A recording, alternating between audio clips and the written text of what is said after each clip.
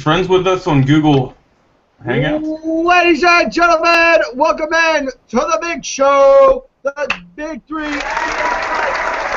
NFL Extravaganza! Extravaganza!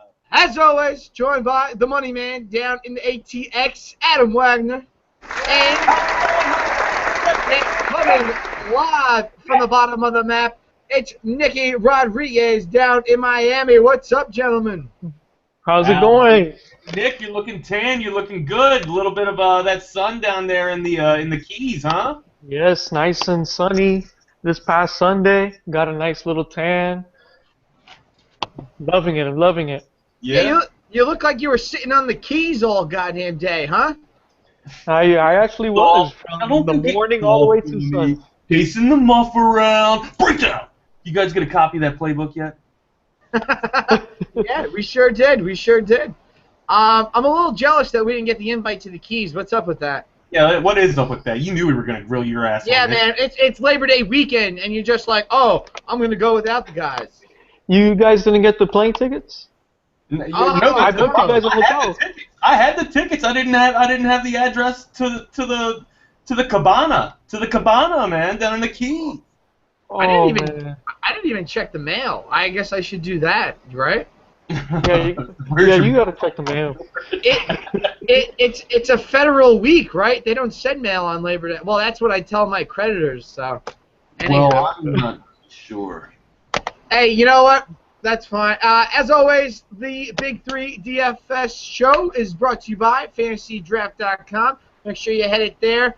Use the promo code TheBig3DFS. Get yourself a $10 ticket on your NFL entry this weekend. Ladies, gentlemen, boys and girls, children, all ages, this is what we've been waiting for since Russell Wilson threw that poor-ass interception in the end zone in Glendale, Arizona. And Pete Carroll looked like a tick on his forehead. It's finally upon us. I mean, you know, it all starts tomorrow night with the Steelers at the Patriots. Yeah, I like the game. You know, we'll get into it here in a little bit. But Sunday is the real smorgasbord. That's when you go out, you get yourself a couple pints of beers, you find the ugliest girl at the bar, and you just kiss her on the mouth because you're happy. Because you're just damn happy that it's the first Sunday of the year. Throwing the Dropkick Murphys play, so kiss me. I'm shit-faced. I'm drunk and I'm soiled and drowned. I don't even know if that's the words, but it sounds great.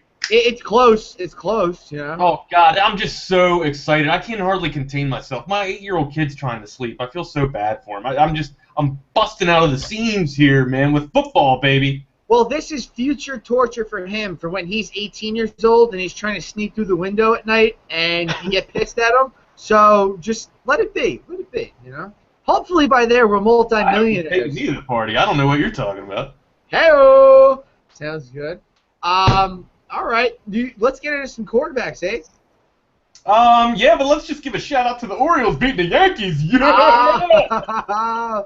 Hey, anytime the Yankees lose, I'm down. And by the way, speaking of baseball, the Washington Nationals, you are on my very, very, very short shit list, all right? You had one goal.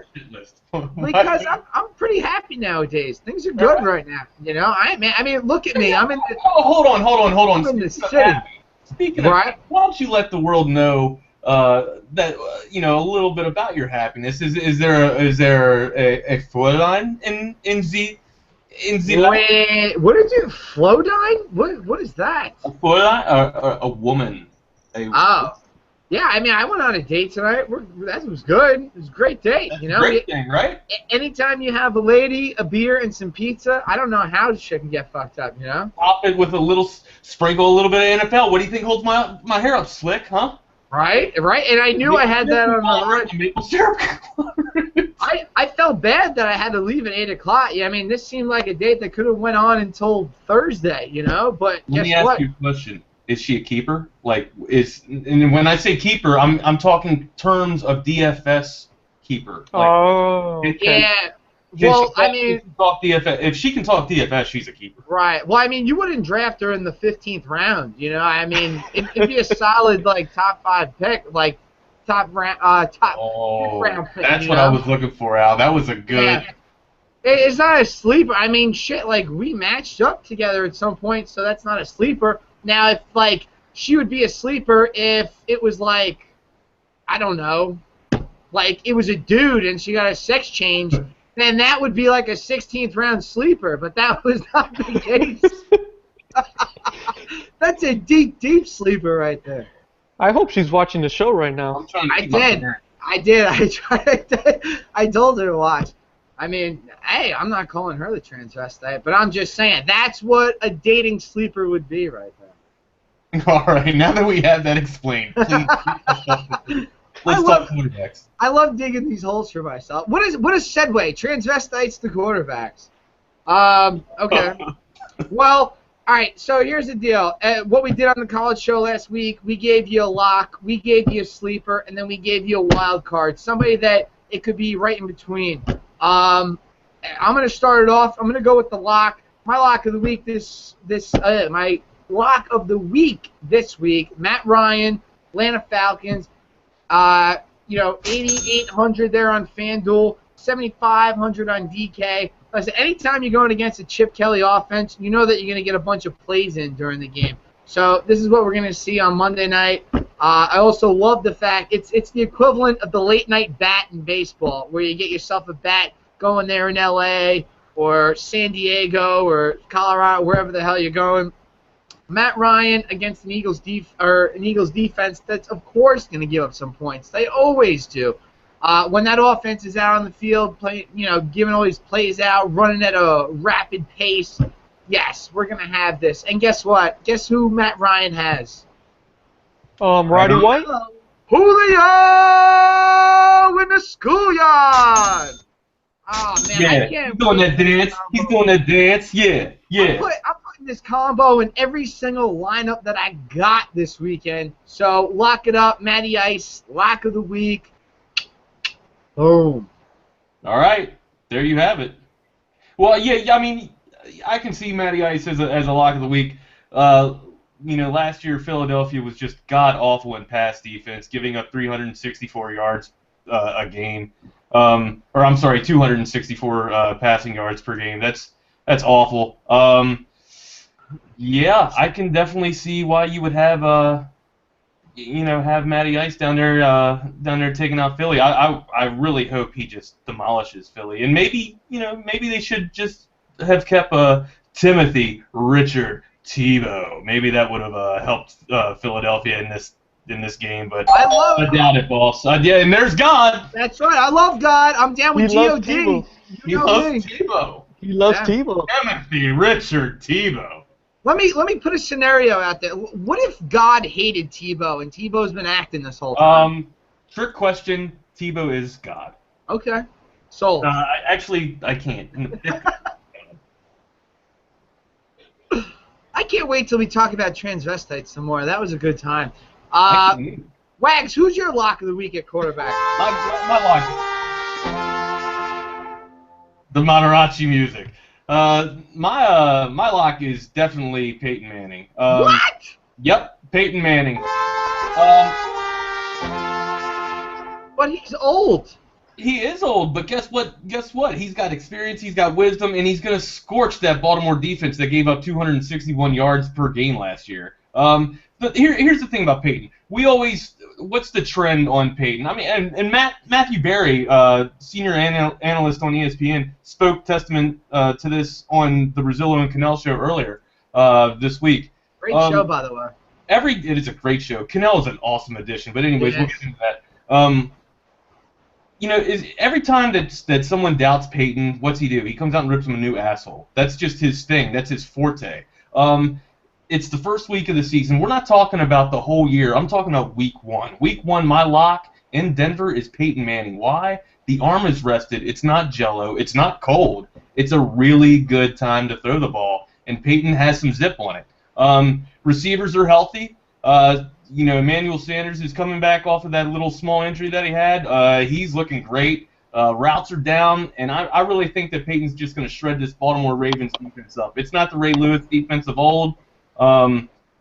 A lot of my Baltimore friends, especially my family, are gonna come down on me for making this pick. But I'm not picking with my heart. I'm picking with my head here. It's a lock. Peyton Manning. Well, if your Baltimore people are gonna hate you, well, they're gonna love me in a couple minutes. I'm just gonna say it. So, yeah. Look, I have no issue with Peyton Manning when he was 25 years old. He's got neck problems. There was a point in the offseason where he said he couldn't feel his hands. Like, that's not good if you're throwing the ball. If you can't feel your left hand, okay, I guess I can get on board with that. You're giving me all these hypotheticals. I'm giving you numbers, baby. What? He's driving on the highway and Alzheimer's is right around the corner. This is coming up soon. He's gonna forget where. He did less Papa John commercials this year. All right, if you want to take the whole Matrix into it, he did less Papa John's. You know what? Papa John is even running the commercials now. It's not even Peyton. He's telling That's Peyton. right. Because Peyton probably forgot when the shoot date was. He's so old. He's forgetting what his commercials are. Get out of here. He's a consensus top 5 across the board. Ask anybody. Well, don't ask me. I had a senior analyst on ESPN back me up, so I'm fine. Nah, he's good. I gotta bust that old guy's balls, where they hang out of his shorts. No one likes just shiny, happy people holding hands. No one likes that shit. Oh, we like controversy. We do. It's America, man. I'm gonna give it to him. Nick, who's your lock of the week at QB? My lock this week is not Peyton Manning. I'm sorry, Wags. It is the best quarterback in the league, Aaron Rodgers. All right, I'm with that. He's going to be playing the Chicago Bears, which last year were one of the worst defenses in the league. Quarterbacks threw at least 2 touchdowns a game, 278 passing yards, and we're talking about Aaron Rodgers here. Yeah, he lost Jordy Nelson, but he still got Randall Cobb. Cobb, Devontae Adams, doesn't matter. It's Aaron Rodgers. It's Chicago. They're awful. Sorry, Bears. Well, hey, Aaron Rodgers is locked. Man. It's funny that you, me, and Al have quarterbacks going against the top, 3 of the top worst defenses of last year. You spoke about Chicago Bears. They also gave up 264 yards per game last year. That's just awful, and Aaron Rodgers is going to rip them. New addition, too. They just brought James Jones from the Giants. The basketball player? Yep, hoopster. Come on, man. I can't shooter from Miami. For 3! Hey, you know what? You don't want him because you only get 3 points for, that's basically half a touchdown, so you don't want that. Hey, he hits a couple 3-pointers, you're back in the game. My best Marv Albert, by the way. Yes! You're welcome. Yeah. Rides the win.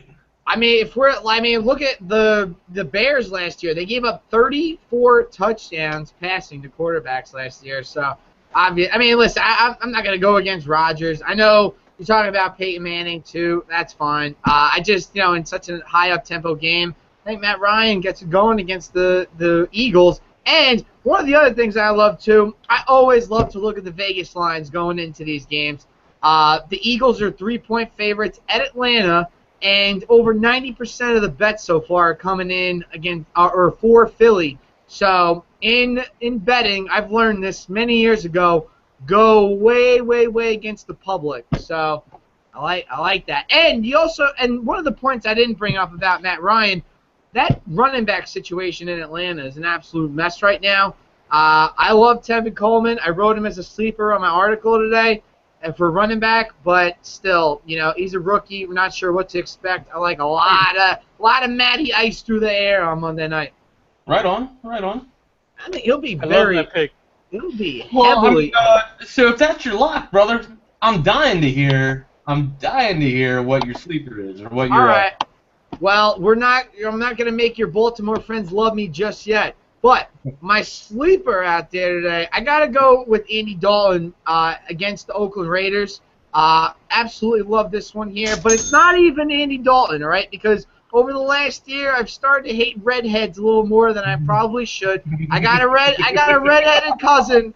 I got a redheaded cousin, but I like him. He's cool. He's cool. It's more or less on the lady end. But Andy Dalton going against the Raiders, it's not so much Dalton, it's who he's got. I like AJ Green to have a monster week 1. So if AJ Green's going to have a monster week 1, well, damn it, Andy Dalton's going to have a monster week 1. Unless Mohamed Sanu throws him a pass, which he's fully capable of. We've seen this in the past. Dalton is 6,100 on DraftKings. FanDuel, he's 7,100, so he's not going to entirely break your bank. If I'm going to play him, I'm probably going to do it on DraftKings. It's a stretch if you want to go out there because I've done a lineup thus far, and at wide receiver where I have Andy Dalton, I've got A.J. Green, Julio Jones, and Jordan Matthews. So you're fully capable of putting some absolute studs out there if you go with Dalton. Right on. Right on. I like that pick. All right. In Oakland, the Raiders. In there, yeah. Yeah, their offense or their defense was pretty much goshed last year. And Andy Dalton's he can come out, he can throw 4 touchdowns or he can throw 4 picks. You just never know what you're gonna get. But the guy's got a rifle, hands down. I see why he's a sleeper. He's got good potential value there. Definitely, AJ Green's healthy, so that's a plus. Yeah, the Andy Dalton. That's a nice little pick there, Al. Thank you. Well, he's a sleeper. He still might be sleeping by the time Monday rolls around, but it's not my lock of the week, I got you. Who's your sleeper, Wags? Well, I'm gonna put a smile from ear to ear on Nick Rodriguez's face because Ryan Tannehill is just gonna light him up. If you can't get Peyton Manning in your lineup, or if you don't want Peyton Manning in your lineup because he's too much money at 91,000 or 9,100, I believe. Way too much. Yeah, but I mean, like I said, we've shown the numbers on Baltimore and we've shown the numbers on Peyton. But back to Tannehill. Tannehill finally got some weapons. He lost a little bit of Mike Wallace, but he gained so much more in return. Jarvis Landry. What a stud this kid is, man. And then you add him to the lineup, that's just dynamic all over the road. Speaking of which, they're going up to Washington. The over-under is 43 points. Not much. Miami's only giving 3.5. I don't see Washington keeping it close. Jordan Cameron. I'm going to say it again. Jordan Cameron is going to have a phenomenal year.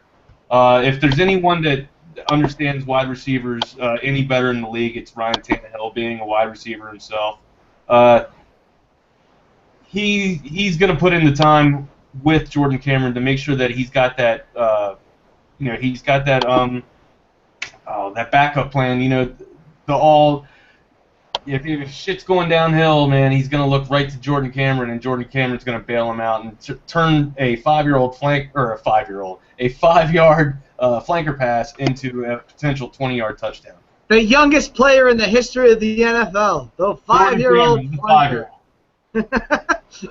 I like it, but hey, listen. One thing I want to speak to real quick, where you talked about that Washington-Miami game, a little tricky right there. How Miami's only favored by 3.5 with the over/under 43. Yeah, but I'm not scared of Vegas. I'm smarter. Oh my God, you better be. You better be scared of Vegas. They know everything. I'm in Texas. Don't fuck with Texas. They know how many steps it took me to get to the bathroom last night when I got out of bed. Like, they know. They know all. And I was there too. At least I didn't go in my trash can this time. We are making progress. Learning has occurred. Rome wasn't built in a day. Nikki, who's your sleeper QB this weekend?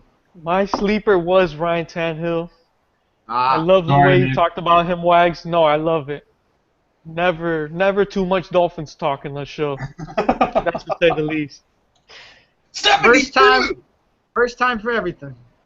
Jordan Cameron, beautiful pickup this offseason. Jarvis Landry's going to be a stud this year again. Tannehill, you took him, but another sleeper I like is Carson Palmer. All right. Nobody's talking about this guy. I like he it. Is I back. love that. He is back. Well, he's older than Peyton. Hey, He's old. age is just a number, just like with Peyton there. I'm joking, man. I think Peyton's actually got him by a decade. Oh, yeah. All right, Carson Palmer facing the Saints. One of the worst defenses last season. They gave up 262 passing yards, 1.6 touchdowns. Gave up at 19 fantasy points on average to quarterbacks. Carson Palmer's going to have a huge debut coming off that ACL injury. At home, once again, the Saints, one of the worst defenses in the league last season. Larry Fitzgerald, he's coming back to life and is starting in week 1. All right. Larry Fitz, man. Gotta have some Larry Fitz back. Hey, I got a major announcement after we go through our wild card quarterbacks. So, everybody, stay tuned. Stay tuned. Just stay tuned. I'm staying tuned. All right. Well, you better, or else I think I have to stay now. There's nothing to be said. All right, let's get into my wild card. This is where the Baltimore folks gonna love me. Joey Flacco. I knew it. Flacco. No one throws the 15-yard out better than Joe Flacco. Oh, yeah. Now, here's the deal. Stat-wise, price-wise, might not be your best go-to. I like Baltimore to win in Denver this week, okay? Call it, lock it up right here. Upset of the week. The Ravens go into Denver and they win this game. Now, hey, Al, at your work, you got to take any random drug tests or anything? You're fucking high. Oh my lord! But no, I'm good. I can smoke as much as I want. So yeah, so that's not good if they're watching, but no, I mean, listen, I love Baltimore in this game. For whatever reason, the line jumped up a half point going for Denver. It started off at 4. Denver went up to 4.5, so that doesn't speak well for me. However, I like the Ravens. I think they do great things. I expect Denver to take a major step back this year. I know that Flacco really only has Steve Smith left from this receiving core from last year, but Joe Flacco is a guy that I would trust. If I had a daughter, I'm putting my imaginary daughter's trust with Joe Flacco. You know why?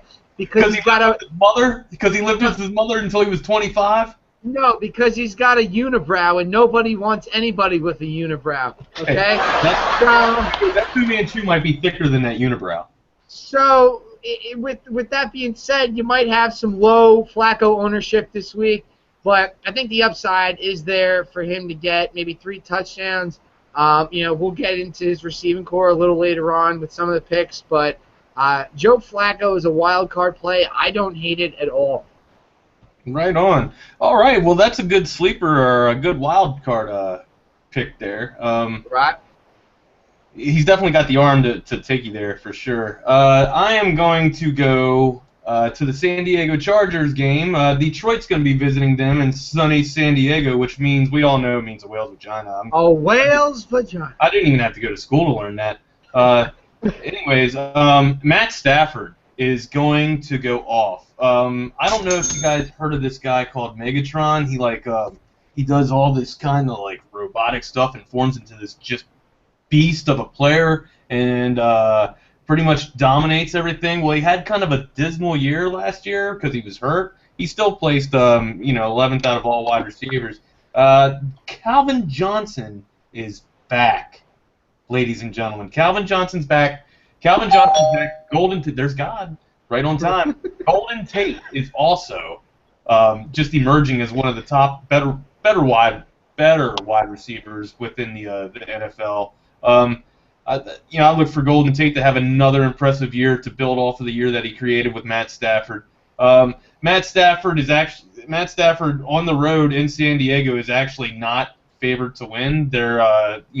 San Diego's got a 3-point advantage on them. I look for Matt Stafford to just drill the San Diego Chargers. Texas boy. The thing that won me over about Matt Stafford was when he was going down to do that. Remember when he did that fake fake spike on the ball. You know what I mean? Clock play, Yeah. and then he dove in there, man.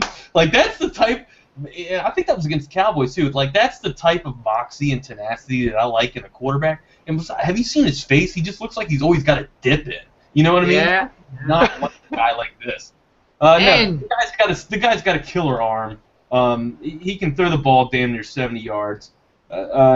Golden Tate and Calvin Johnson are two wideouts that can get downfield. Calvin Johnson always, obviously has a bigger body frame, the biggest body frame besides Rob Gronkowski. Right. But I mean, this is Megatron. Megatron's going to take over. All he has to do is just throw the ball up to Megatron. This is my wild card. I love it. And two factors on Stafford. He went to the University of Georgia, and they have the hottest women on the face of the earth. So odds are he was in a bunch of them. So that's one factor. And then number two, listen, this Detroit run game, I don't know what to expect out of them. So, I mean, week one anyway, I really do expect to see a lot of passing. I'm all in on Stafford. Right on. Yeah, I love that Stafford pickup. I expect them to throw the ball a lot. Calvin Johnson, Golden Tate, that combo's unbelievable. My wild card is definitely a wild card play. Jameis Winston. Whoa! You talk about a wild card play. This is a legit wild card play here, folks. $6,900 on Hey, FanDuel. bullshitting. I'm not playing around. 6,900. This is a legit wild card, not that Matthew Stafford, Joe Flacco. Nah, man, this crap. is legit. This is legit. out of the stock. First game in the NFL, he starts it off with a bang. Boy, I hope you're right, man. He's got that Vincent Jackson, Mike Evans combo. If Evans can play, Winston can throw the ball too. Hey, Evans a little banged up, and I do have somebody from this Tampa offense that we will get to.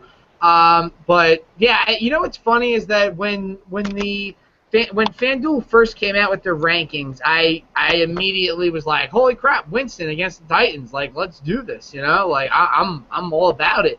A couple other options emerged, but if Winston does have a great game, I'm not going to be surprised. Yeah, I'll be like totally surprised. I think they're probably going to go to more of a ground attack just because it's his first game. But again, it's the Titans, so they suck everywhere on defense, as I will get to here in a little bit. Yes, they definitely suck. Since we finishing up on the wild cards here, we have a tweet that came into us. Fans, we always tell you to tweet in your questions to us. And we'll do our best to answer them on the show without breaking our agenda or our manifesto, if you will. Ace Cervantes, a local follower here of all of us here in Austin, Texas, an avid follower of the Big 3 DFS show, tweets in, who do you think we have for our favorite sleepers, wideouts, and tight ends? For me, I'm going to stay right here in Miami with Nick and say Devontae Parker. One hell of a wideout sleeper. And also Allen, and stay in the state of Florida, and Mr. Allen Robinson. Guys, you want to elaborate on that a little bit more? Yeah, I think if we're going to tight end, I think oh boy, I don't know if I want to give it away yet. All right, real quick, I guess I'll go with Owen Daniels, tight end from the Broncos. I've been talking about Peyton's lack of arm strength here for the last couple days. He's not going to throw that deep ball like he usually does. Him and Julius Thomas had a great rapport over last year and last couple of years. It'd be hard to get 12 touchdowns out of Owen Daniels. Right, yeah. right. But could be an Owen Daniels revenge game from last year. You never know. Oh, absolutely. Yeah. But no, I think Owen Daniels. I have a much deeper sleeper, but you got to stay tuned for that. Wide receiver, let's look at the receivers from the Carolina Panthers. Corey Brown and Ted Ginn Jr. As I wrote in my article today, I said flip a coin between the two, but hope it lands on the side that you picked for Corey Brown. Ted Ginn, every time he's had the option to to take the reins on a starting receiver position. He hasn't necessarily done it. I don't like Corey Brown so much as his talent, but more of kind of a last man standing type of deal. I know a lot of people are going to be on Devin Funchess this week. They think they can get some value right there. Coach Rivera, like I know him. Ron Rivera, he said, Funchess hasn't earned a starting role or significant playing time.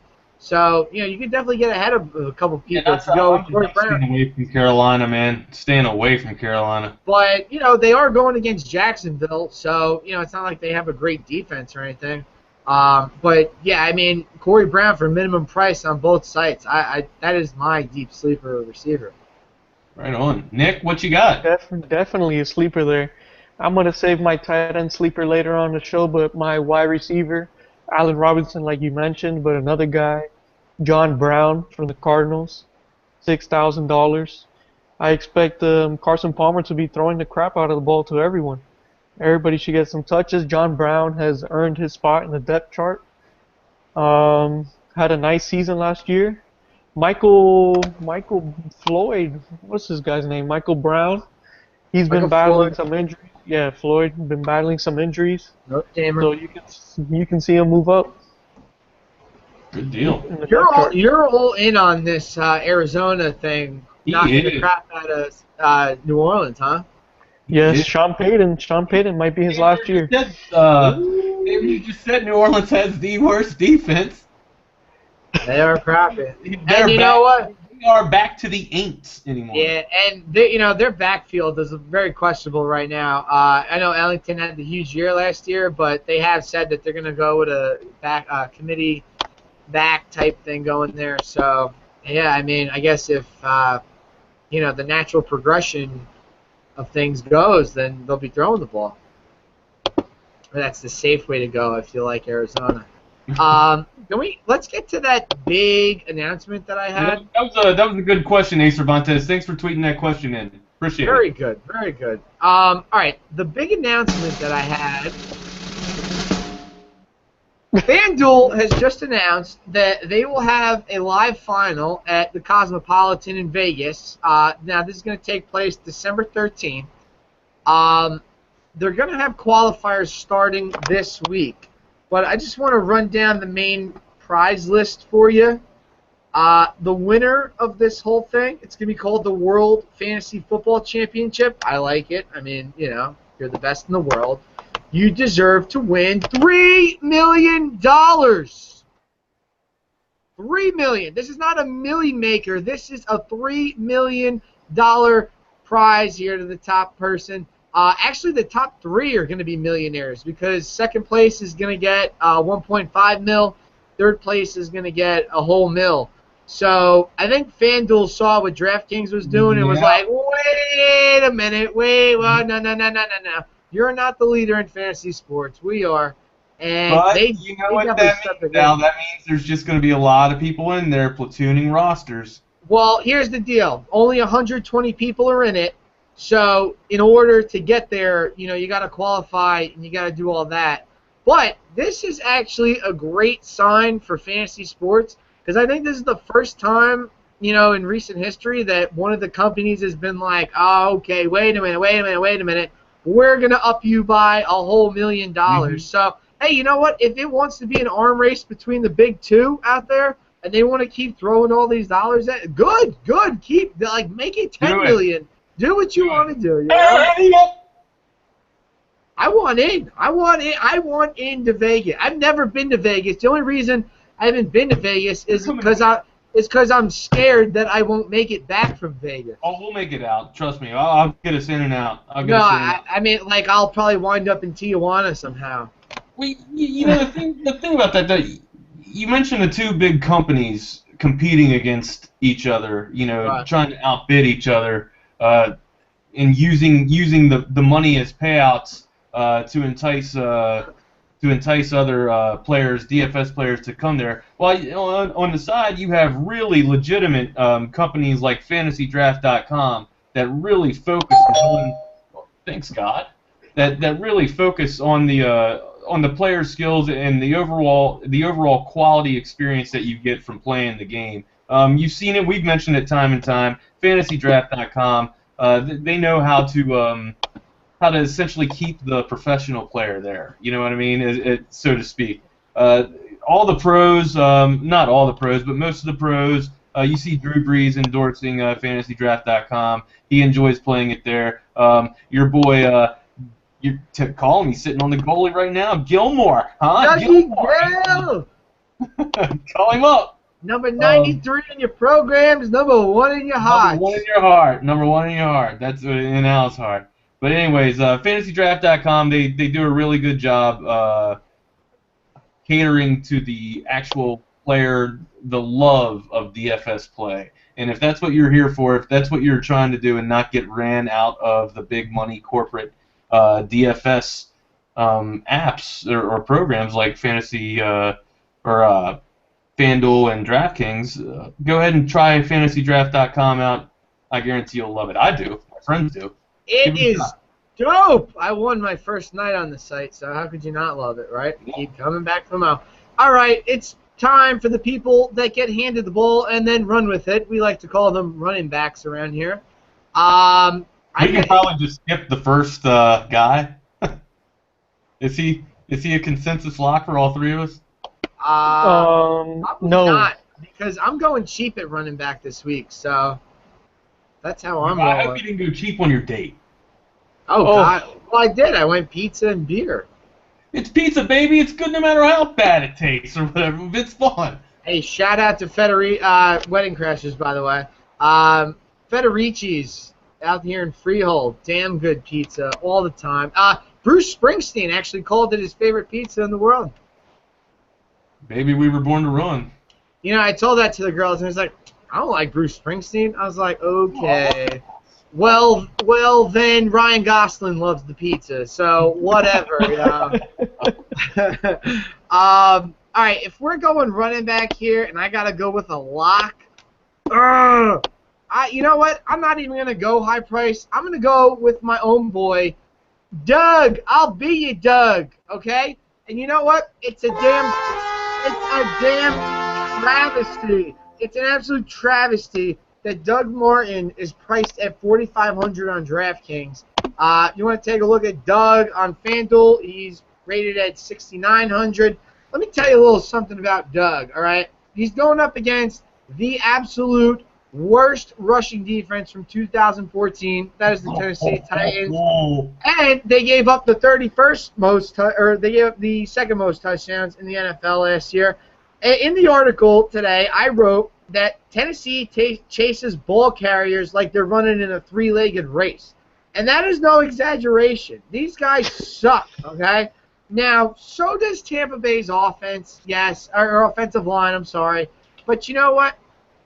Now, Nick, you talked about Jameis Winston having that big breakout day. I don't know game one. I think that Tampa Bay is going to lean heavily on Doug Martin because this is Jameis Winston's first game. And you know what? Doug will catch some balls out of the backfield. Doug will break off some nice runs. Do you remember that game that Doug Martin had his rookie year against the Oakland Raiders where he popped off for about 250 and 4 touchdowns? Yeah, I could hardly see him. He was running so fast. Yeah, I expect maybe half of that. I know that was a real shitty letdown right there, but I say, it's gonna be nothing like that. It's gonna be nothing like that. But I see maybe half of that. I see maybe $120, 2 touchdowns, a couple of catches, but I think that's a lock for that. And you're not paying much at all for it. So that is my lock of the week. Yeah, that's a good deal. Yeah, that's a good price, but you know where I'm going with this, baby. It's Monday Night Football, and Adrian Peterson is back. He's back in the NFL. Those legs are fresh, and I think this boy's mad. I know he's mad. He's mad. He beat me last night with his stick. What, too soon? That's cold. It's been a whole calendar year. I'm trying to get it out. Too soon. Is it too soon? No, it's not too soon. We've had all fucking year to talk about it. No, Adrian Peterson, I don't care who he's hitting with switches. All right? It doesn't mean his legs are hurt. It sucks that I'm not advocating. I don't even hit my kid. I tell him to turn the TV off. That's as bad as it gets. He runs this roost pretty much. Well, no, that not pretty much. He does. Get to the chopper, little Wagner. He's the man, though. I mean, have you seen him? You know he's the man. But anyways, yeah, Adrian Peterson, man, this dude, his legs are fresh. I've mentioned that, and that is what I think is the key factor here. He's been rested. So many running backs. I think the average career span in the NFL for a running back now is 2.5 years, and that's because of all the carries that they're getting. Well, now that they're splitting the running backs, the backfield by committee, it's gotten less. But this guy is your true horse. He's your solid number one. He's not anybody. And let me tell you something. There's a guy there. I don't know if you guys heard this name, North Turner. Do you know what North Turner does? He likes to let his running backs touch the football. He likes to run the ball, Jimmy. He likes to run the ball. All right, I'm telling you, man. North Turner. He only got this guy named Emmitt Smith. The most rushing yards in the NFL. Adrian Peterson is on the verge to have a poised prime year, breakout year. AP goes over 2,000 this year. Calling it. Oh, Nick, is that a dong right there? Who you got? It doesn't need to be a dong. He's going over 2,000. He's a donger. I like All that right. play. Who you got? My lock of this week is I don't know. I guess I like the Packers this week. Eddie Lacy is my lock. Like I said earlier, the Chicago Bears are just awful. I expect this game to be high scoring. Eddie Lacy's a monster. Alabama guy, gotta love those Alabama guys. He averaged, where is it? Where's the stat? 15.7 fantasy points per game. Priced at $8,500. I think that's a great deal. What else? Bears are awful. Yeah, they are. I think they should be running the ball. Bears are awful. Yeah. They real shit. Chicago does not like me, but Eddie Lacy's just going to run all over them. Aaron Rodgers is going to throw all over them. I expect the Packers to put up 40 points. I'm calling it. Yeah, I know. You had Rodgers as your lock of the week. You had Lacy as your lock of the week. I mean, I got that whole team as my lock. Pretty much. Throw in Jared Abernathy, and then we got ourselves a trifecta. I got the punter as a lock too. Yeah, right. He's going to nail it down. All right, if we're going in terms of sleeper on running back this week, I got to go with Latavius Murray from the Oakland Raiders. As I mentioned earlier, I like Dalton and AJ Green to have a big day in this one. I think Latavius Murray can break a couple off. Cincinnati was 6th worst in the league last year against averaging running backs fantasy points last year. Tywan Jones is the backup for Oakland. Yeah, he's got breakaway speed, but I don't think this is a guy that's going to take away touches from Latavius Murray. When you look at it, I think that he's going to be the absolute, without a doubt, number one back in Oakland this year. I'm talking catches, I'm talking carries, I'm talking everything. I think the matchup is more the sleeper here. I think, everybody... Will the offense go through him? Yeah, absolutely. I know Derek Carr, Mark Cooper are there, but I think Latavius Murray is going to be the guy here. When looking at this game, I know the over-under is set at 43. I think that's a little low. I think if I'm a bettor in this one, I'm probably going to go with the over just based off the fact that neither of these teams really defended the running back position well. I know Jack Del Rio, he is in Oakland now. He might switch a couple things up, but we're not talking about that side of the ball. We're talking about the offense, and I think Latavius Murray is going to have himself a nice day just based on the fact that I think people see Cincinnati might whoop up on Oakland, so they might be a little scared to get away from that. But Latavius Murray is my sleeper running back right now. Right on. Well, I've had nothing but a Miami kind of day, and it's staying there, man. Nicky, Lamar Miller. You like him or what? Because I like him as my sleeper. I love him this week. Well, there goes my wild card, damn it. I'm sorry. Well, I mean, Lamar Miller. That's not a wild card. That's more of a lock. first week of the season always tends to be more run heavy than pass heavy, unless you're Peyton Manning. Don't drink when I'm talking. You might spit your drink, right? But yeah, I just think Lamar Miller, this guy's finally got the other weapons around him, around Tannehill to take some of the pressure off of the running back in the backfield. You're going to have those linebackers forced to play back because Jordan Cameron's creating space. They're not going to be looking run first. Sometimes when defensive backs get beat, they know not to look in the backfield anymore, right? And that's what's going to happen with Landry, and that's what's going to happen with Greg Jennings coming over, Devontae Parker coming over. There are actual threats on the Miami offense now. You know what I mean? Everywhere. So now you're not looking in the backfield. Lamar Miller is already past you, running up the middle, breaking the second wave. This guy's got some major skills. Impressive power for the guy as well. I mean, the guy can run in between the tackles. He can bounce it out. He can do it all. I like Lamar Miller up in Washington. Absolutely, and you spoke to it too right there, where Washington they're actually worse in the league in defending wide receivers last year. So I feel like maybe they try to key on that, and then Lamar Miller just busted out. But the fact that they have so many weapons is going to spread this field out like crazy and let Lamar just run loose all day. Washington, a team in turmoil. I understand that the line is set at only 3.5. You can't even say their name. Which is a joke right now. I can't believe the line is where it is, but it does make me a little scared. But still, I really like Lamar Miller in this. Here's the first running back. I wrote the article today. Love the man.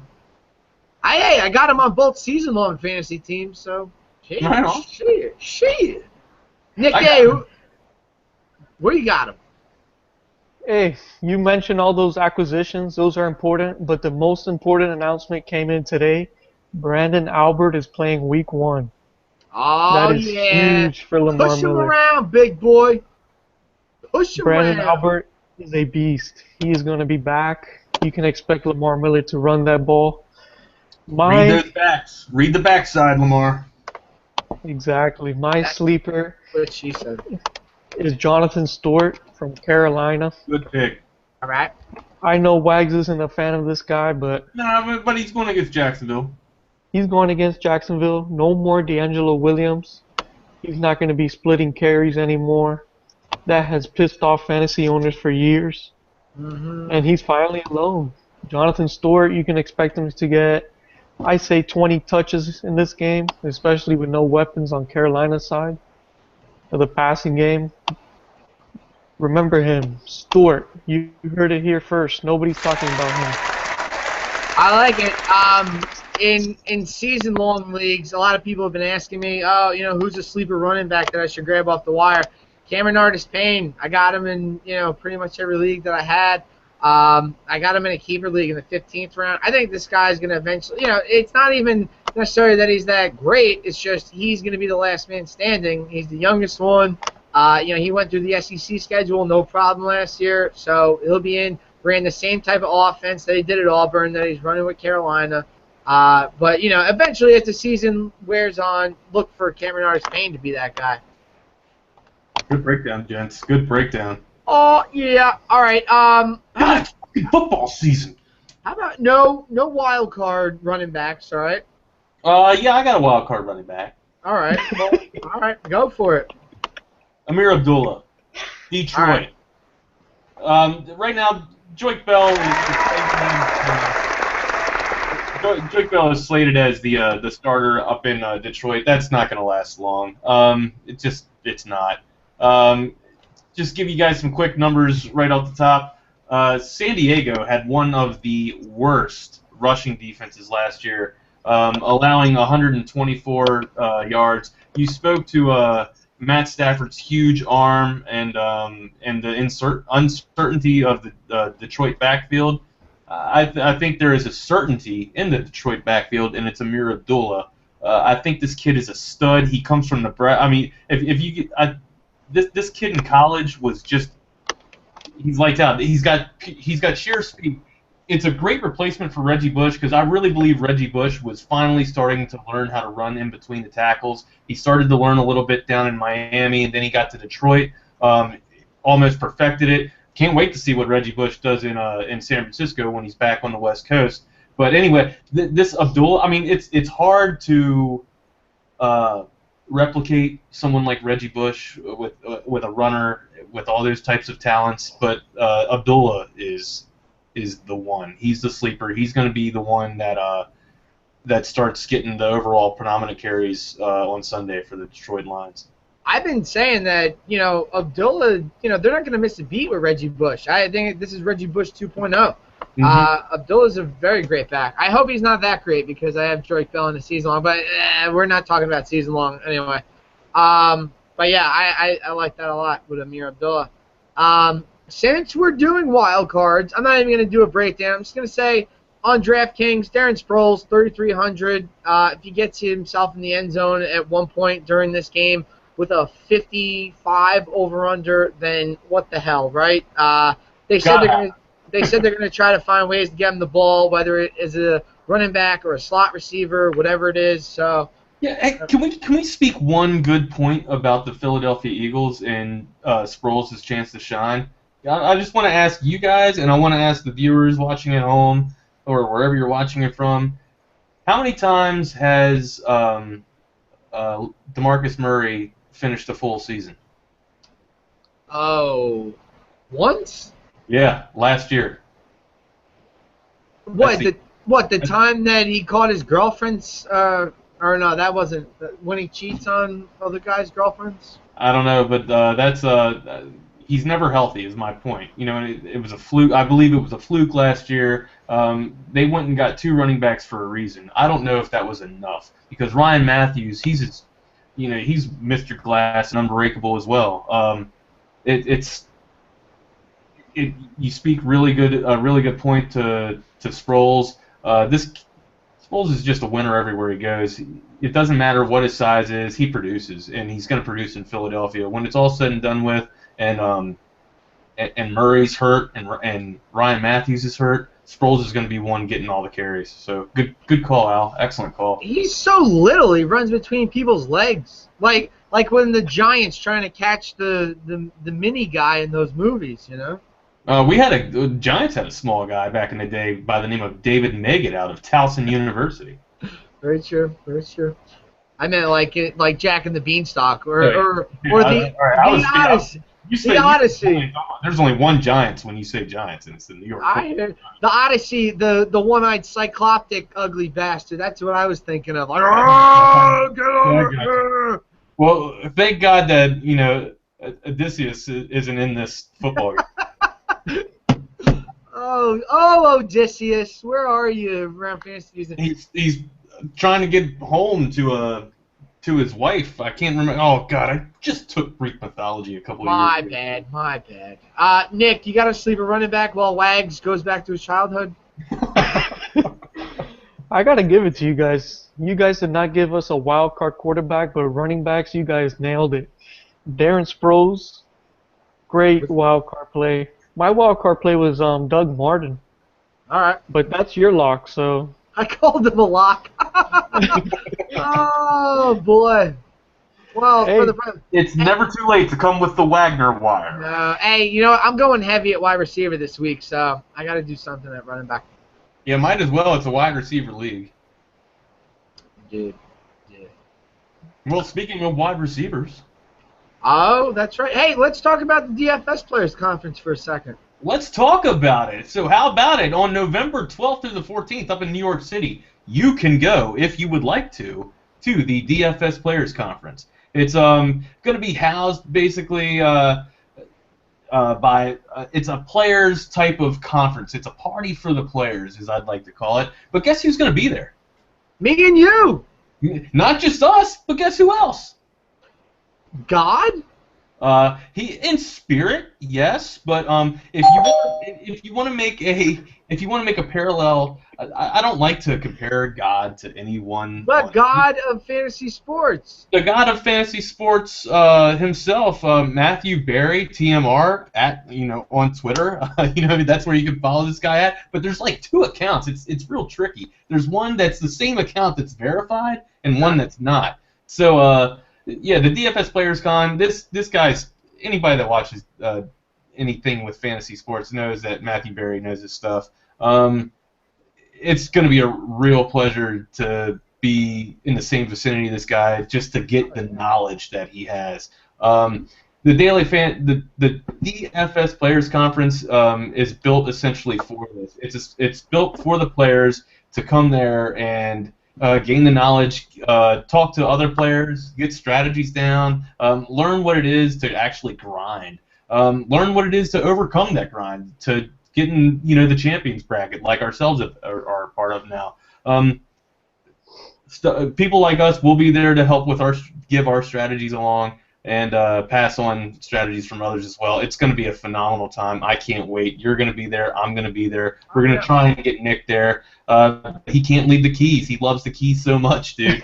If I lived in Florida, I don't know that I would go. I mean, everybody goes there to when we're all old. I'll be down there in a couple of years when retirement comes. I'm in Jersey. I could basically hop on the trampoline across the Hudson River and be there. So that's why I'm going. Anyways, follow these people on Twitter. DFS Players Con. That is DFS Players Con. CON.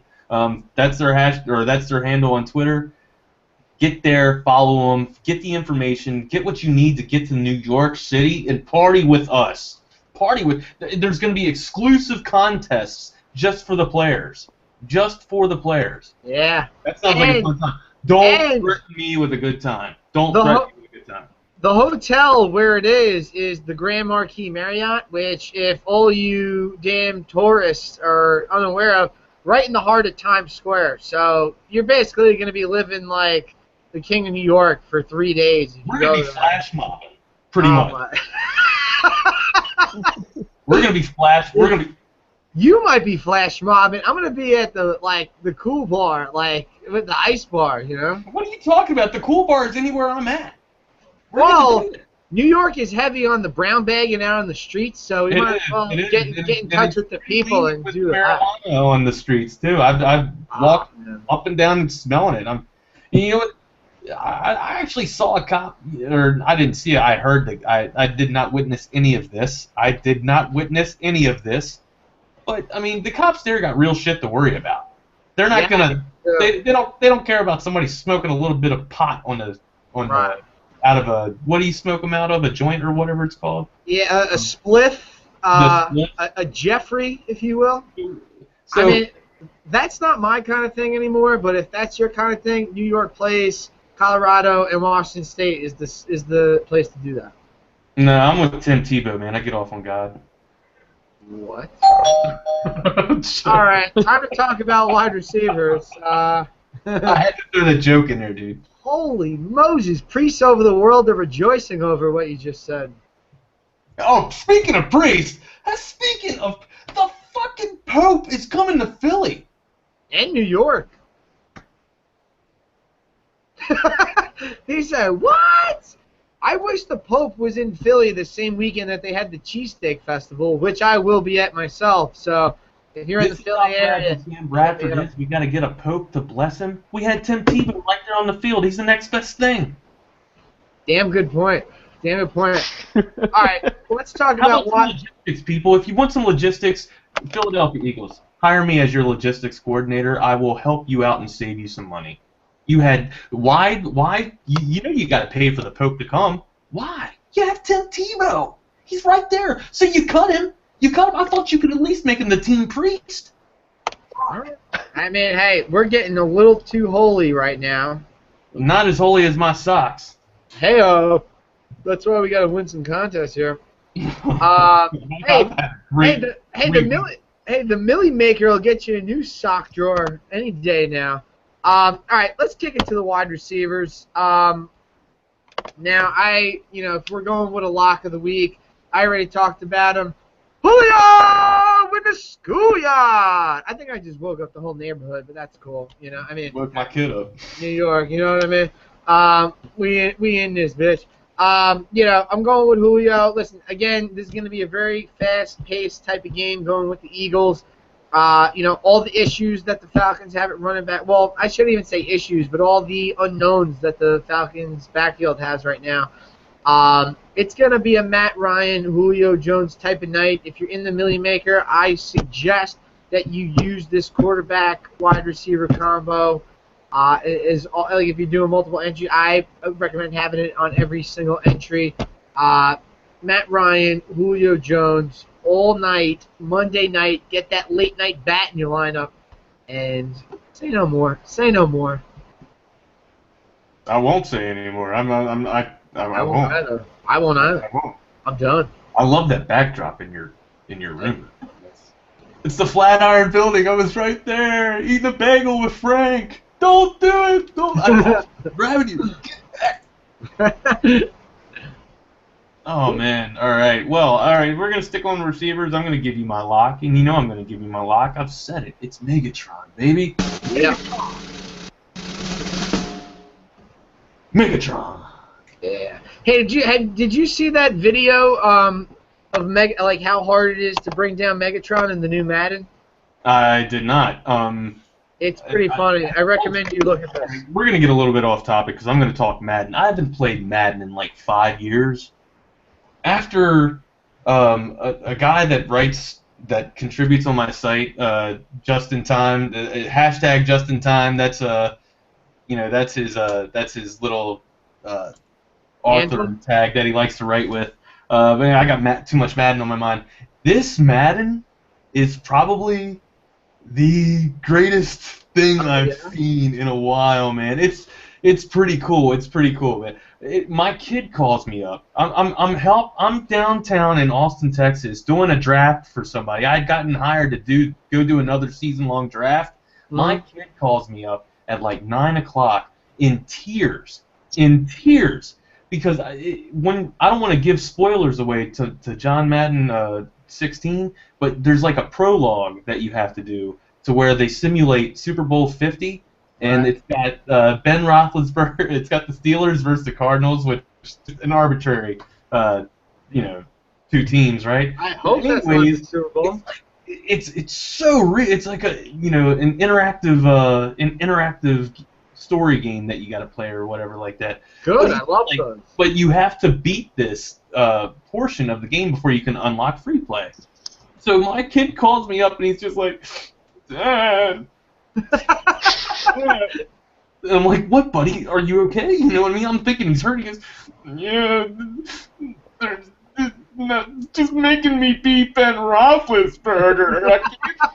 I was just like, oh my God. Well, at least you got your priorities straight. You're crying over Madden, man. So, anyways, that was the punchline. He didn't want to beat Ben Roethlisberger. Well, you know what he should have did? He should have taken the game to Ohio and given it to the girl that he raped in the bathroom, and then the girl would have been more than happy to beat him. My son's 8. He can't drive. Right, but your wife could have drove him there. I don't even want him to know a girl that got raped. Ouch, you're never babysitting my kid. Good. I want to do other things. If I'm down in Texas, I don't want to babysit kids. I want to go out to the bar and meet some. I want to meet some country chicks. I don't want to babysit children. Come on down. The water's good. You know what I could do? I could meet 2 girls and have one of the girls babysit your kid and then go home with the other one. Well, how about the one you just met tonight? All right, fine. But she's not in Texas. No, not anymore. No. I hope she stopped watching. Yeah. Hey, one date. Everyone take it easy, all right? No one's walking down the aisle. Entertainment. It's entertainment. Hey, where's the wide receivers we were talking about, huh? I gave you Megatron. Nick, your lock? All you had to say was 2 words. Megatron. Megatron. That's syllables? Syllables, not words. Syllables, yeah. Well, 2.5. My lock of the day was Julio Jones. this guy's a clear lock, but Des Bryant is another guy to look at. Like it. $300 cheaper than Julio Jones. I'm sorry, Wags. No, you're not. You're You gonna don't beat have to me up for this? apologize. I know. I 100% understand. I'm a This is- Giants fan. I see it. I witness it every year. This is like Tony Romo's toy. Hey now. Mm. Don't tell his wife that. I won't. Is he still married? Yeah. Oh yeah. He's married. I know he's a pimp. That's why he started No, winning. and anybody that kicked Carrie Underwood out of bed, Maybe she kicked his big-eared ass out of bed. she can sing and she's good looking. And then you know what she did? She went and married a hockey player, and I'm like, girl, what's up? Because that's a real man right there. A hockey player's a real man. That's right. And I'm just like, what the hell? Anyway. Why? You had your time. You had your run. Yeah, it's all the Canadians' fault. They took all the good hockey jobs here in this country. If it weren't for Canadians, I would have definitely been a minor league hockey player. I could say that without a doubt. Like punching Rob Lowe or in Youngblood or maybe even Paul Newman and Well, those were junior, but yeah, like minor league would be like the slap shot. Like I could have been in that league if it weren't for Canadians. Like if they just said, "Hey, Americans, you're in. You're all the NHL." I could have made it to the minor, but the pros, I don't think so. I wasn't tough enough, you know. Now I am. Know But yourself short Al. no, there's like legit lumberjacks on skates. You try fucking those people up. I can, and I will. All right, well I don't lift weights. Like I'm more of a speed guy, so. You go to the bathroom every 10 minutes, Al. You lift weights. Oh.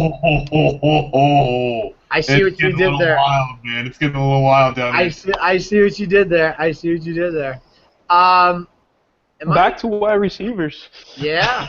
At least did it with a shit-eating grin. Been in the bathroom to lift a weight or two in my day. I ain't ashamed. All right. If we're talking sleeper wide receiver, I'm gonna have to go with Terrence Williams of the Dallas Cowboys. This is a really high total in the game. And look, we don't know what's up with Dallas right now with the running back position. By committee. The offensive line right now is absolutely stud-worthy. Granted, that's fine, but, Randall, Darren McFadden, I don't know. I don't know who that guy's going to be. Put RG3 back there, and he tear it up. Nobody wants Buckwheat in their backfield. With that being said about Dallas, I think it's going to be much more of an air approach. I think the Giants are going to do the same exact thing. After Dez gets off, I'm sure Terrence Williams is going to get his. Not my favorite sleeper, but I already talked about the Carolina sleeper. I like Corey Brown is my favorite sleeper, but if we need another sleeper wide receiver in there, I think Terrence Williams could definitely bust off one. Now, he's not a big reception guy, so don't expect him to have like 5 catches. He's more like that 3 for like 90-yard kind of guy. But on DraftKings, sitting there like in the low 5,000s, I think that's a pretty good play. Another late night bat for the people. Yeah, it's a Cowboy. Cowboys tend to it's always a barn burner. It's always a shootout with the Giants and the Cowboys, especially up in Arlington or up in Dallas. Big D. Yeah, in the Big D. Them boys know how to throw some offense around, man. My sleeper pick, we're gonna keep it in the Johnson family, Johnson and Johnson. Andre Johnson. This guy has finally got a quarterback that can throw him the ball. His name is Andrew Luck. He's not going to need any luck because he's got all of it, okay? He's got all the luck in the world thrown to him now. Oh, how cute. Oh, aren't I just great with all these little play-ins? Sounds like the inside of a Hallmark card. Well, it is. I mean, I am a Hallmark. I'm pretty priceless. How long did it take you to make that up? I'm pretty good. I just did it on a whim. I can ad-lib. I did a lot of impromptu classes with Michael Scott. Pretty good. Michael Scott from The Office. God, you guys are killing me. Tough crowd. Anyways, Andre Johnson is in Indianapolis. He plays in that same weak-ass AFC South. He's finally got to go against the Texans' defense, which he knows pretty well, I'm assuming, since he spent all of his career there. He's going against Buffalo. I'm talking in the conference, when they go against conference. Gotcha. In the conference, they're going to have to go up against Texas. I think this guy is going to have a phenomenal year this year. It's not going to be all about T.Y. Hilton. T.Y. Hilton gets the long balls from Andrew Luck. Andrew Luck finally has a possession wideout. A guy, I mean, he had Reggie Wayne, but this guy is solid. This guy, Andre Johnson is almost as big as Megatron. That's a pretty good wide receiver to have. Anybody with a big frame like that and with strong hands like that, and by the way, Andre Johnson can still move, all right? He can still catch the ball and get you some yak, all right? And that's what this league's about. We've mentioned the fact that the league is moving into a wide receiver league. I mean, hell, there's a hit zone. Goodell has put a hit zone on the wide receivers. You can only hit them between mid-thigh and their chest. You can't even if you put a little more pressure than two-hand touch, you're going to get a flag. That's why I like Andre Johnson. He demands physicality. He demands physical play. You really got to get all over him just to stop him.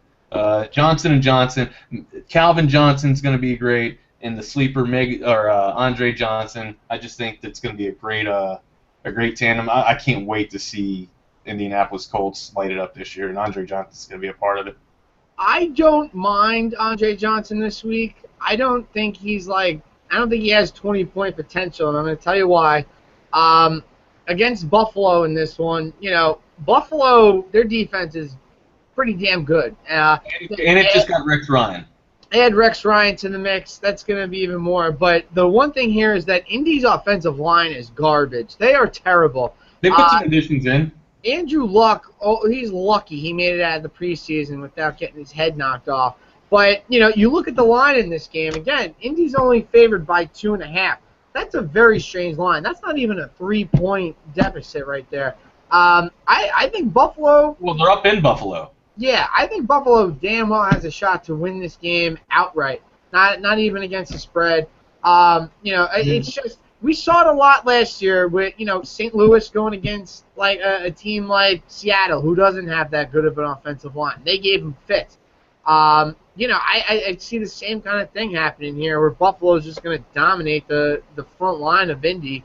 Now Buffalo was actually best in the league last year against tight ends. I think that should change a little in this game at least. I think Fleener and Dwayne Allen are decent options. I mean, the over-under is 45, so I think we're going to see some kind of points. It's not going to be, like a 17-10 game or anything like that. Don't get me wrong with Andre Johnson. He's capable of catching a pass in the end zone, just on a quick fade route. That's fine. But I don't think he's going to have a 20-point day. You know what I mean? It's not going to be like a total breakout day, but it's got nothing to do with Luck and Andre Johnson being on the same page. I just think Andrew Luck is just going to have no time to throw this ball. So. Well, I mean, yeah, Buffalo's got one hell of a defensive front. If they can give Andrew Luck 4 seconds, he'll pick them apart. If not, we're going to have to see a lot of scrambling, a lot of improvising with the legs of Andrew Luck. So the one thing I will say about Luck, normally when quarterbacks are able to extend the play, big plays happen. So we'll see. I do like Andrew Luck's beard though, so don't get that confused. Right. All right, Nick A, sleeper receiver, go. This is going to be a trivia type question here, folks. I love trivia. This guy plays on Monday Night Football. All right. Mike Wallace? No. He What? is taking part of the Philadelphia Eagles and Atlanta Falcons game. Okay. I'm going to say Nelson Aguilar. Ooh. Close. Matthews. Jordan Matthews. Listed at 6,800. This guy is a sleeper. Don't say he's not. I think he's expected to do well, though. Yeah, that was my, like, he's the number one wideout. But go on. Yeah, go ahead. He's still a sleeper. Come on, guys, give it to me. Sleeper compared to the ones we're talking about. Yeah. I'm going by price. Sleeper. By price. Looking at price here. Yeah, exactly. 6,000. That's a sleeper. That's a sleeper. This guy, no more Jeremy Maclin. This guy's the clear number one. So this is going to be a high-scoring game, like Al said. Vegas has this game ridiculously high. The Falcons' defense isn't that great. No, the I know they've had trouble in the secondary. I see Wag shaking his head. Terrible. Yeah. Matthews, number one receiver. Sam Bradford, solid quarterback if he's healthy, stays healthy the first game. Yeah, I can see him scoring a couple touchdowns. He gave up 280 yards last year, Nick, a game. You're onto it now, dog. That price is just too low for him, in my opinion. Mm-hmm. Get him while he's cheap. Late night bat, right there. You got it. Yeah, with those lineups where I got Andy Dalton, as I said, I got AJ Green, Julio Jones, and Jordan Matthews as the receiving core. But yeah, I mean, Jordan Matthews, 7,200 on DraftKings. Not exactly the cheapest, but again, he's going to be in a prime position to put some points up. So. Hey, might as well say the rest of your lineup, pal. Yeah, right. Well, on defense, no, I'll say that. All right, let me. We'll close off the wide receivers with some wild cards. I'm not going to go deep into it, but I'm not even giving a wild card. You got to come to the WagnerWire.com on Sunday to get that. Couple wild card plays, both from the Tampa Bay Tennessee game. Both sides of the ball. Kendall Wright, number one receiver there for the Titans. If Tampa Bay takes a nice lead in this, like they should, you could probably get some garbage time points for you. Other side of the ball, Vincent Jackson. If Mike Evans can't go in week one, guess what? Tampa Bay, that's all they got is Vincent Jackson. Obviously, you're going to be checking the injury report there, but, the hamstring is a tough thing. So Tampa Bay might keep Mike Evans out in this one. In my survivor pool, I'm actually going with Tampa week one because I want to get him the hell out of the way. But if Mike Evans isn't in the mix, I don't know. I might have to change that. Not as many locks as you might think in week one here with the survivor picks, but yeah, Kendall Wright, Vincent Jackson, look out for those two guys. Definitely cost effective as well. So wild card for show. Definitely. One guy we forgot to talk about, Devontae Adams. Yes. Jordy Nelson out. I mean, he's not really a sleeper. Everybody knows about him now, but we just had to give him a shout out. I know he's watching the show. Thanks, Devontae. What's up, Devontae? Always a pleasure. Great time in Wisconsin last summer. Thanks for having us at the house. I don't know why you're laughing. I was there. I have no idea why you're laughing. All right. Wag says, screw you on the wide receiver wild cards. Go to his site. Come to WagnerWire.com on Sunday. Which I recommend you do. He's got a fancy new layout there, so, definitely be there. Outlaws DFS, we'll get to that later on. All right, let's talk about some ends that are tight. We're talking about the tight ends. Lock, I don't want to start it. I want somebody else to start it, but... I'll go. All right. Well, it saddens me to say this, but the lock for me at such a low price, Jason Witten. You might not think off the top, but the linebackers for the New York Giants are relying on newly signed Jasper Brinkley from Dallas. It's not going to happen. The Giants don't have linebackers. We have our best defensive player is missing his right index finger, who's not even going to be ready to play in week one. Happy 4th of July. Happy, hey, way to go. Love you, America. But this is just going to be a mess. Even when we have linebackers, they still don't know how to cover the tight end. Jason Witten always blows us up. Oh, sorry, not us. I do not represent the New York Giants. Hopefully someday. Was that a fireworks joke? No, it was not. Jason Williams, that was kind of a good little, what is that, double entendre? JPP blows up the defense. I don't know, yeah. Well, it wasn't a fireworks joke, that's for sure. But anyhow, Jason Witten, he's going to get behind the linebackers. He knows how to get open. Tony Romo and Jason Witten are still on the same page. There's been a lot of talk recently about how the two have lost steps. It's not a Brandon Marshall, Jay Cutler breakup here. I mean, it's still it's Jason Witten, man. This guy is a proven stud, and he's going to look to have a strong game against the New York Giants in Dallas. It happens every year. Why wouldn't it happen this year? Especially to a beat-up Giants defense. Agree. How does that feel I've been saying that? watching the Giants for my entire life. Believe me, it's going to happen. All right, fair enough. Nick, who you got at tight end? I don't want to steal your thunder, so I'm going to go a different route with the lock. Martellus Bennett, All right, no, that's good. tight end from the Chicago Bears. This guy had just under 1,000 receiving yards last year. He had a breakout season. No more Brandon Marshall. He should get a lot more targets. Still has Alshon Jeffries and Matt Forte there. Kevin But White's this guy- too. So. This guy is a lock at tight end, 6,200. Got to pay up for him. Definitely worth the investment, especially with this game going to be high scoring. I see Bennett as maybe the tight end with the most targets week 1 after Greg Olsen. Show. Yeah, that'll do. If I were gonna go with a lock, it sucks because he plays tomorrow night, Gronkowski. I think there's no doubt that he would be the guy. I actually have 2 locks, which is kind of weird, but Travis Kelce and Greg Olsen. I think they're both in a great position to do something well. You know, call him 1A, call him 1B, call him whatever you will. I think Olsen probably in more of a position to do something. You know, granted, he might get keyed on a little more, but he's also the only reliable ball catcher that the Carolina Panthers have. I know Travis Kelce also banged up with a little bit of an ankle injury, but look for Jeremy Maclin to, you know, his presence to open up a lot for Kelce this year.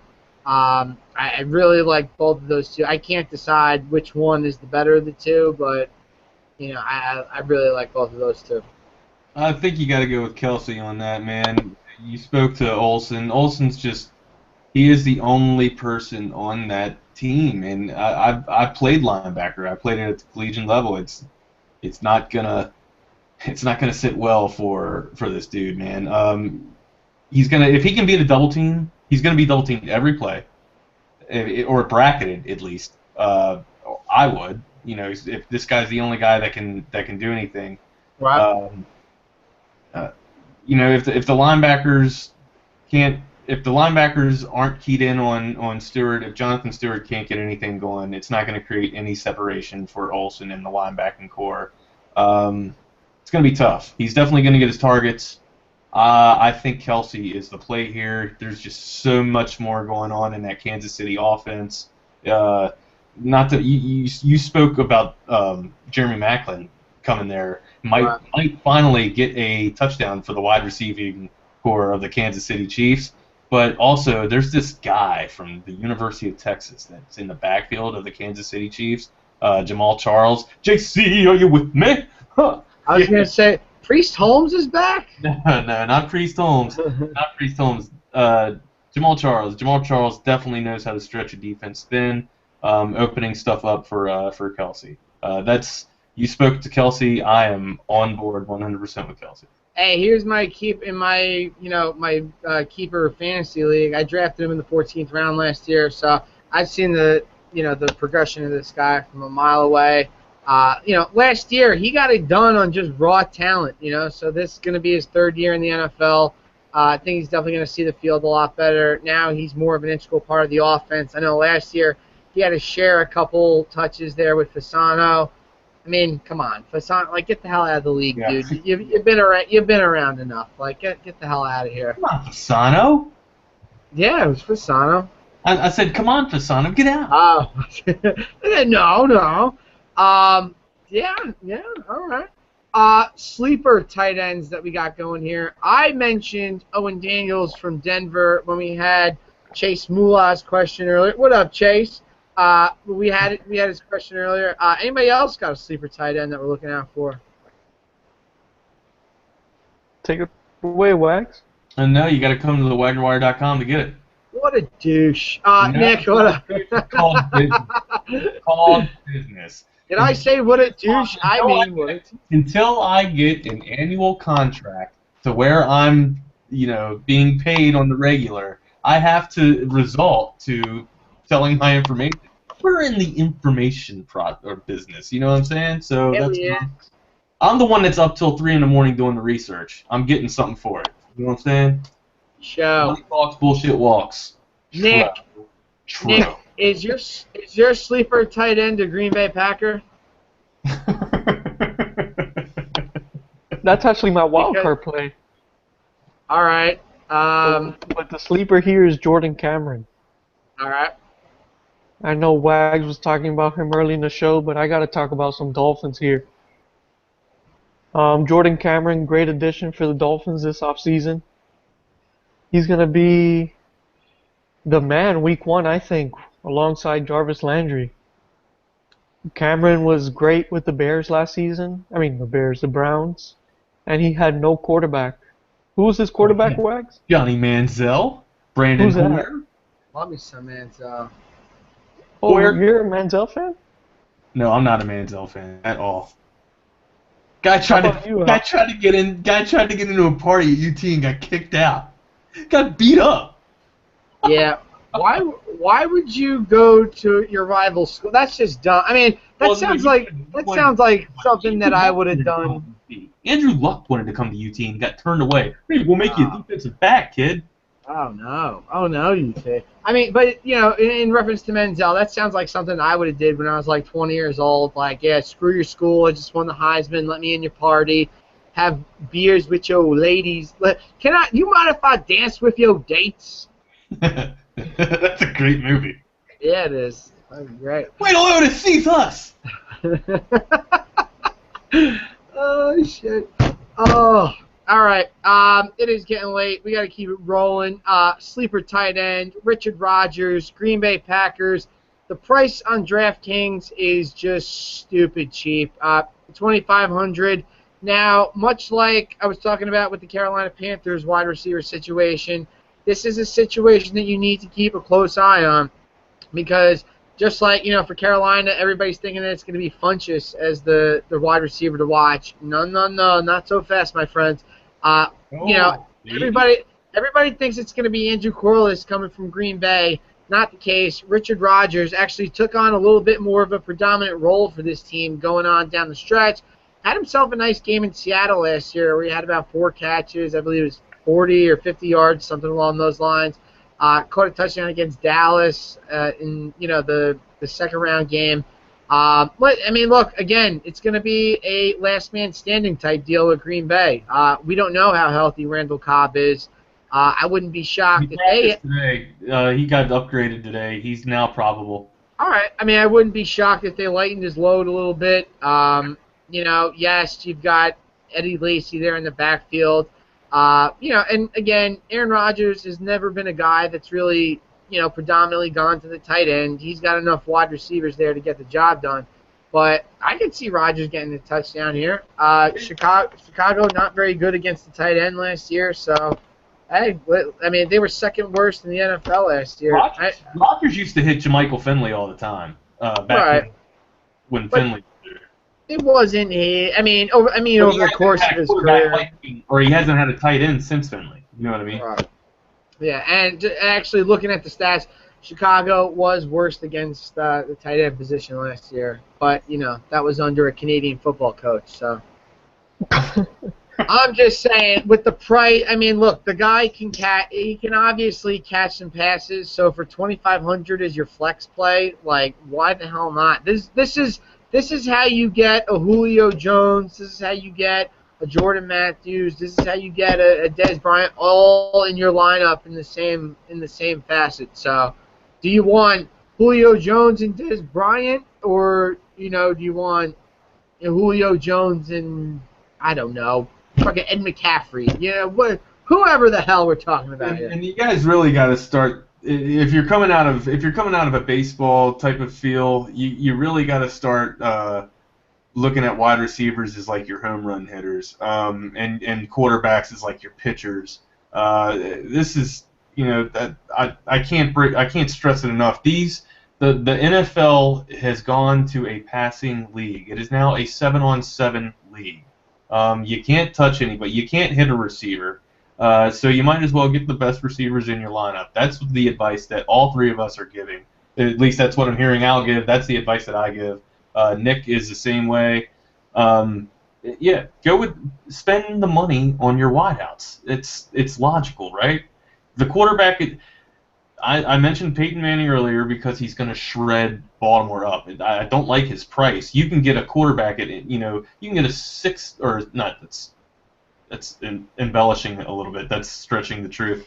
You can get a decent quarterback, around 7,500 or 8,000, and he's going to take you, give you a 20-point game. That's how the league has evolved now. Spend your money. Al spoke to it just then. Spend your money on some low quality, or low valued tight ends and stuff to get these tier 1 wide receivers in your league. Because hey, Aaron Nola is playing quarterback this weekend for what, $6,000? Yeah, I'll take it. Him, Severino, get them all in your lineup. That way you can get some wide receivers.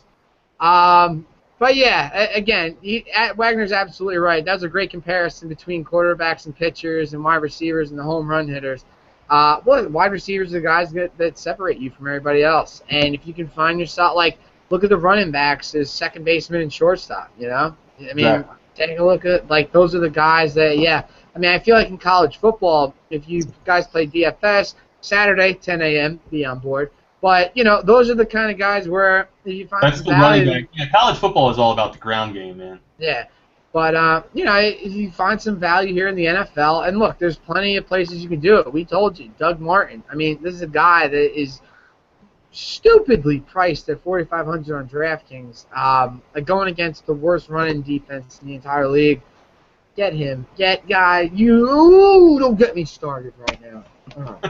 Don't disrespect the Doug, baby. All right, we can move this along. We're. It's week one. We got to get it all out of our system. My boss is looking at me. You Kicker, understand? I hear you. Kickers, I'm not really interested in talking about kickers. So let's just, we'll close it off with a defense or two that we might like. I'll give you a kicker. All right. Rob Del Greco. Oh. Not Rob Del Greco. Al Del Greco. Sorry. Al Del Greco. Great first name. Or Scott Norwood. Yeah. Hey, Ray Finkel while we're at it. All right. Hey, listen, if we're going with a defense, I got to go with the New York Jets at home against the Cleveland Browns. One thing I've noticed over the last couple of years about, watching this Jets team is that they come out firing on all cylinders in week one. I was writing an article about betting last year, and I don't remember the exact stat, but it's very well much in favor of the Jets. I believe they've covered the spread. I think 7. It was 6 of their last 7 or season openers, or 7 of 8. One of the two, but they're very good in week one. They're going against an absolute piss poor team in the Cleveland Browns.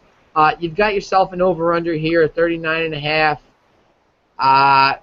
Again, I'm going with the Jets in this one. This is more of just a gut call. I know what they do on opening day. I know how hyped up they get.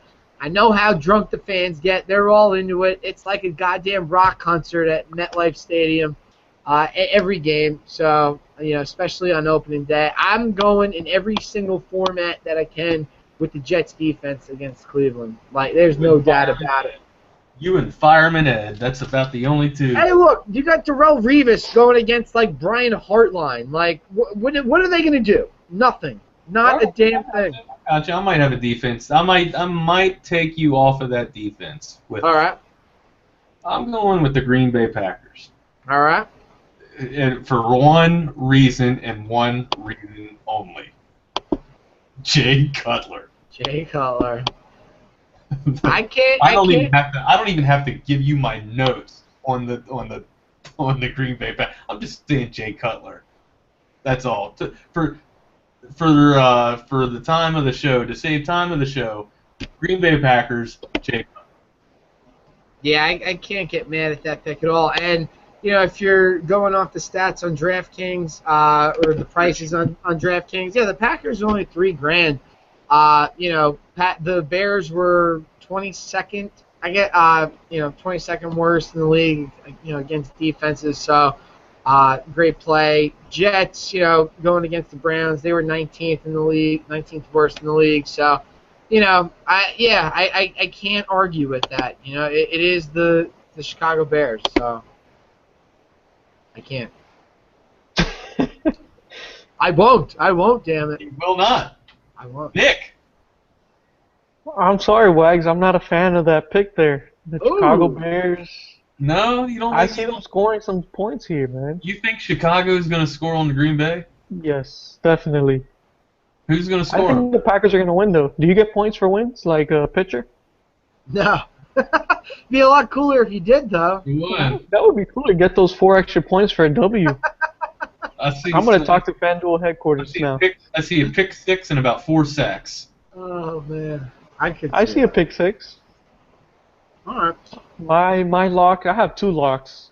Okay. Lock A is the Seattle Seahawks against the St. Louis Rams. All right. These games are always low scoring. You don't have to worry about the W here. It's going to be like a 10-7 game, 14-7. They still got Richard Sherman. They got one heck of a defense. But my other defense, my team, the Miami Dolphins. I don't even That know if front- it's a sleeper. That's a lock, brother. No, these are locks. I'm talking about locks here. Oh, Still locked. No. This is a lock. In addition, you guys are looking solid on that defensive front line, man. The dominant Sue, welcome to Miami. He's just I cannot wait to see him gonna step bring all over. meanness since Richie Incognito. That is a great pick. That is a great pick. Cameron Wake, the dominant Sue. Don't forget about Brent Grimes. Everybody's forgetting about him. He's still one of the best corners in the league, if you ask me. Pierre Garçon is not doing shit week 1. Do not pick him up. Fair enough. Yeah, he dropped a wide open touchdown the first preseason game. I think it was to piss off RG3 though. Yeah, that's actually not a bad thought. If I'm, I don't want to get too much into defense. Like, I know we got to get off the air, but how about the Jacksonville Jaguars? Pretty damn cheap in this one. I know that Carolina's not much of a throwing team, but I don't know. Greg Olson's going to light them all up, remember? Yeah. But you got to think about what's going on with this team. I actually don't. You know what? I will say it. I like the Jaguars to win outright against the Panthers. And I love it because, you know what? I know a lot of people are going to have the Panthers as their suicide pick in this week 1. So I'm hoping that like 75% of the pool just gets knocked out. I entered into a pool today. Like I didn't think I was going to do one, but I was like, what the hell am I doing? I got to get in one, baby. So I'm in the mix, but yeah, like I said, I'm going with Tampa Bay week 1. Gotta see what's up with Mike Evans first. But if you want a deep defensive sleeper, listen, this is Gus Bradley's defense here. Former Seattle Seahawks defensive coordinator. Guy knows what he's doing there. Granted, Deontay Fowler out for the season with that injury. They're a top draft pick. But, Jaguars have been drafting a defense for a while now.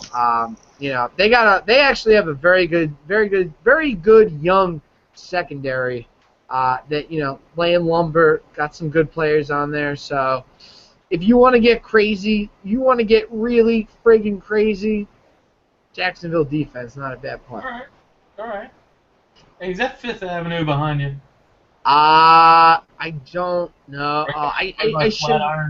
It's 23rd Street, but we'll say like 28th and 7th, maybe?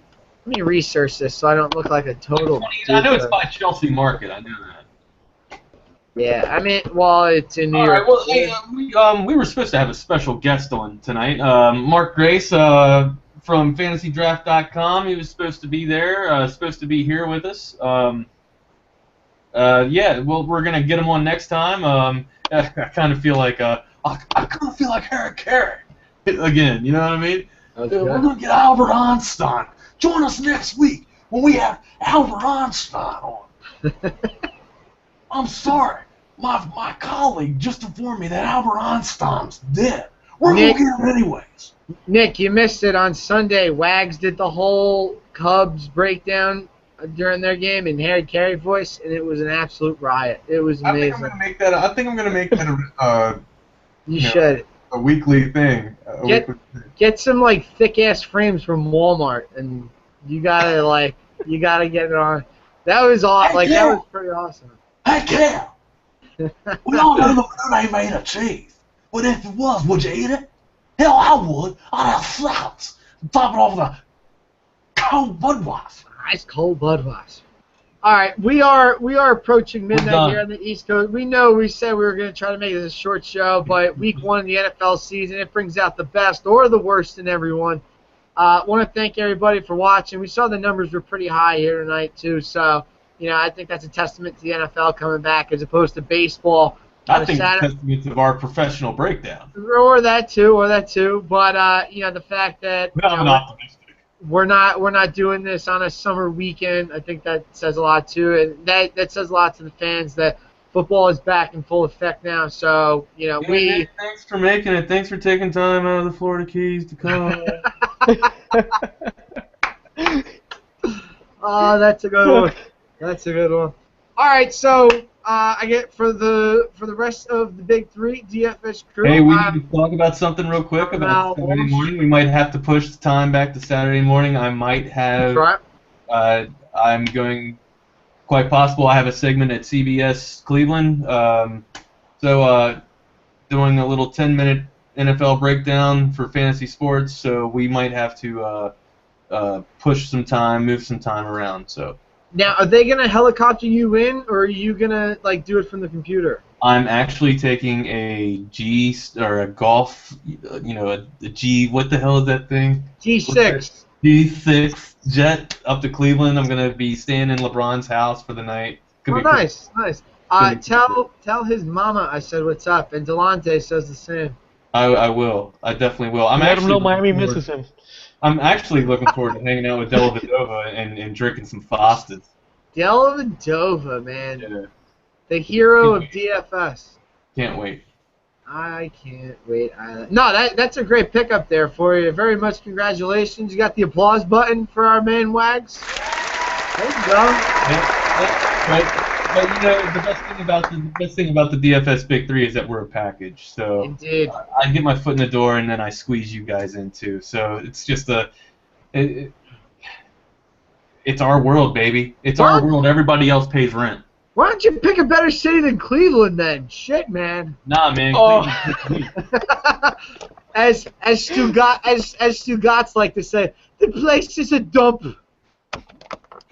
The Cleveland me and Drew Carey, we all think that Cleveland rocks. So Cleveland rocks. All right, fans, we're out of here. We will see you Saturday at some point. We'll get at you on Twitter about that, but definitely on Sunday for the NFL opening slate. We'll just break down a couple things real quick before you guys lock your lineups, and then we'll do the same, and then we'll be out at the local spots. So definitely hit us up. Thanks for watching. Thanks for joining. Thanks for looking at Al's face at A14 or at 14A.Walsh.